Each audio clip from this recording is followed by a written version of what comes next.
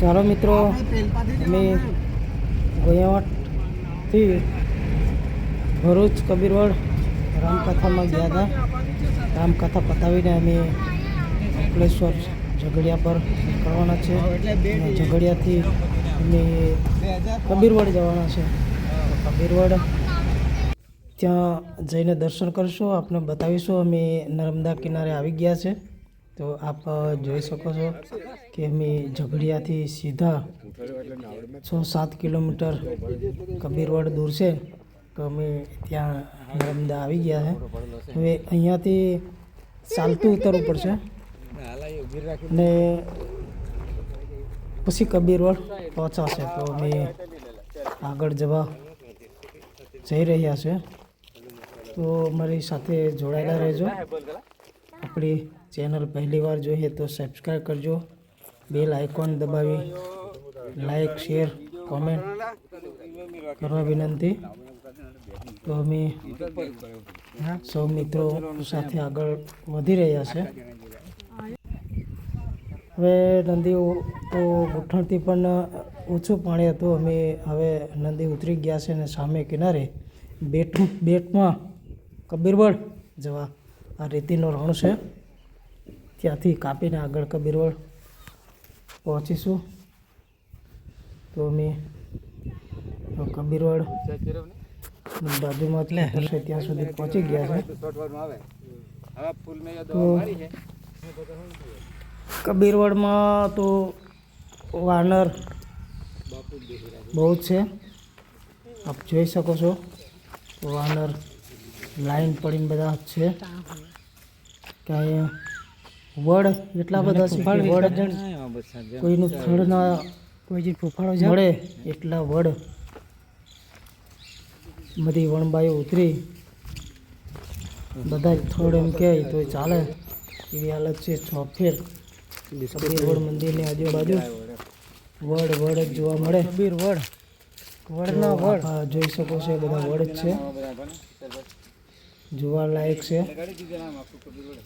એકવાર જરૂર કબીરવડ આવી કબીર સાહેબની જ્યાં જો તો વડની વિશે કોઈનું થડ જ નહીં દર્શન કરવાનો લાવો. નર્મદા હક ના કરે માતાના બેટ પર કબીર મંદિર અને વડ આપ જોઈ શકો છો. તમે આગળ વધવાનો પ્રયત્ન કરી રહ્યા છે. મંદિર તરફ જઈશું. મંદિરમાં જઈને કબીર સાહેબની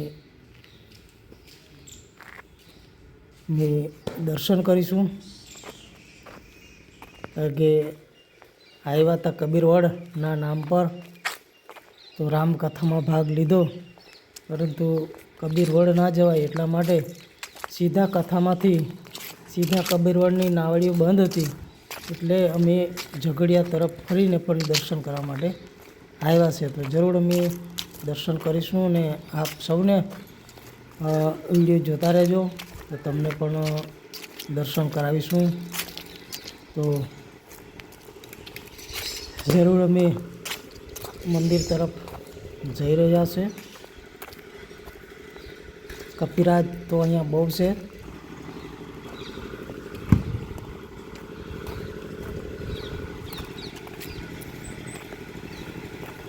ચાલો મિત્રો, હવે આગળ વધીશું મંદિર તરફ. કપિરાજ કંઈક કોઈક આપે એના માટે બધા લાઈન પર જ છે. કોઈ બિસ્કીટ આપે, કોઈ કંઈ આપે, ખાવાનું આપે.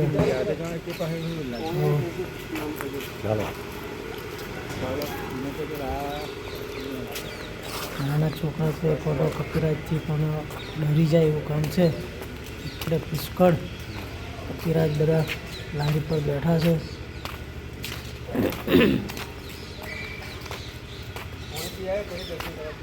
આ દેખાઈ શ્રી રામ કબીર મંદિર ને કબીર મંદિર છે.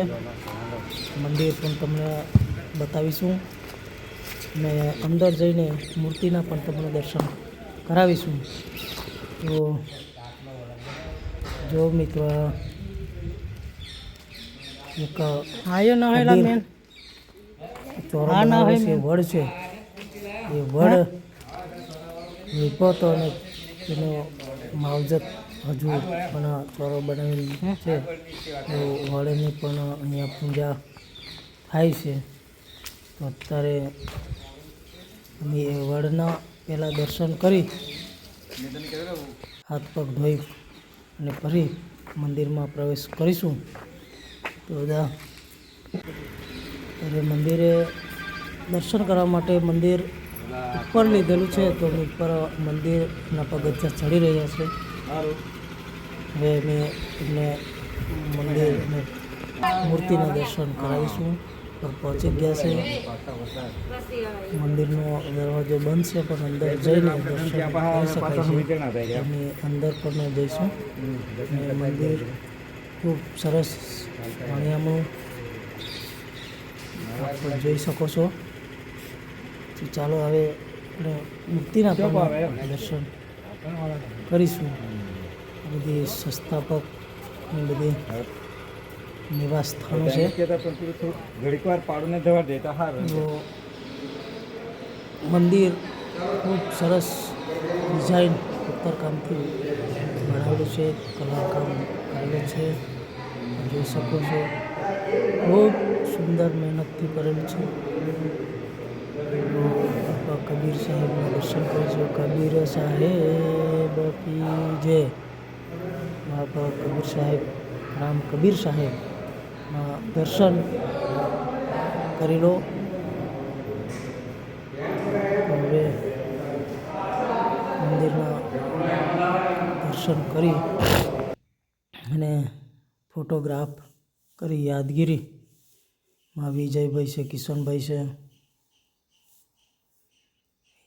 ને આ વિજયભાઈ કબીર સાહેબની યાદગીરીમાં રાઠવા રમણભાઈ જી હા મંદિરમાં દર્શન કર્યા અને હવે દર્શન કરીને પ્રદક્ષિણા મંદિરની કરીને નીચે ઉતરીશું. અમે પગથિયા ઉતરી રહ્યા છે. બધા નીચે દર્શન કરીને ઉતરી ગયા છે. નીચે રાહ દેખી રહ્યા છે. હવે જવાનું છે ઘરે. દર્શન કરીને હવે પાછા ઘરે જવા માટે રવાના થઈશું. બધા નીચે રાહ જોઈ રહ્યા છે પરંતુ એક મંદિરનો ફોટો પણ લઈ લઈએ તો આ એક યાદગીરી રહી જાય એટલા માટે બધા ઊભા રહીને બધા લાઈનમાં શ્રી કબીર મહારાજ મંદિર કબીરવડ શ્રી રામ કબીર સન 1987 ખૂબ સરસ યાદગીરીમાં ફોટા પણ લઈ લીધા છે. જોઈ શકો છો કે ખરેખર દર્શનનો લાભો લઈ તો કંઈક તો યાદગીરી રાખવું જરૂરી છે. એટલે હવે ફરી અમે રવાના થઈને અમે જે અહીંયાથી સામે રામકથા ચાલી રહી છે તેના દર્શન સામે કિનારે છે. તો અહીંયા નાવડીઓ જતી આવતી નથી એટલે અમારે એમ ફરીને આવવું પડ્યું. આ બાપુની રામકથા સામે કિનારે છે. કબીરવડ નર્મદાની બેટમાં છે. તો અમે સામેનો કિનારો જોવા માટે આવ્યા હતા. આ એક ગેટ વડ તારેલા છે, હાથી જેવું લાગે છે એ પ્રકારે ગેટ બનાવેલો છે. તો અમે કબીરવડ દર્શન કરીને હવે રવાના ઘરે જવા માટે નીકળી રહ્યા છે. ખેતર પાર કરીને આગળ એક નર્મદા આવશે. પછી નર્મદા ઉતરીને ગાડીમાં બેસીને અમે ઘરે જવા રવાના થઈશું. તો અમે અત્યારે અહીંયાથી અમે નીકળી ગયા છે. 1 કિલોમીટર ચાલીને કબીરવડ દર્શન કરવા માટે આવ્યા છે. ખૂબ સરસ તુવેર છે. તુવેર એટલી બધી લાગફાલ છે. તો હવે નર્મદા કિનારે સૌ આવી ગયા છે. હવે નદી ઉતરીશું એટલે ગાડીમાં બેસીશું એટલે ઘરે જવા માટે રવાના થઈશું.